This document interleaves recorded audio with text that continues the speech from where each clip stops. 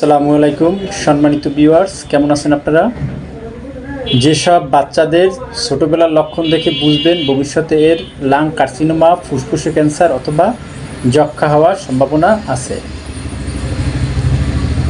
যেসব বাচ্চাদের ছোটোবেলা থেকে হাসি, কাশি, সর্দি, ঠান্ডা, নিউমোনিয়া, টাইফয়েড, প্যারাটাইফয়েড, বারবার জ্বর আসা এই জাতীয় সমস্যা লেগেই থাকে, তাহলে বুঝে নেবেন এই বাচ্চার ভিতরে টিউবারকুলোসিসের জীবাণু অ্যাক্টিভ আছে। এর ভবিষ্যতে লাং কার্সিনোমা অথবা যক্ষ্মা হওয়ার সম্ভাবনা খুবই বেশি। যক্ষ্মা বা লাং কার্সিনোমা হওয়ার আরও দুটি লক্ষণ হলো, এই বাচ্চা ছোটোবেলা থেকে ঘোরাঘুরি বেশি পছন্দ করে, বাসা থেকে বাহিরে ঘোরাঘুরি বেশি পছন্দ করে, এবং আরেকটি লক্ষণ হলো এরা মানুষের সাথে সহজে মিশে যেতে পারে। এই উপরের সিমটম এবং দুটি লক্ষণ যদি এই বাচ্চার ভিতরে পান, তাহলে বুঝে নেবেন এই বাচ্চার ভবিষ্যতে যক্ষ্মা অথবা লাং কার্সিনোমা হবেই হবে।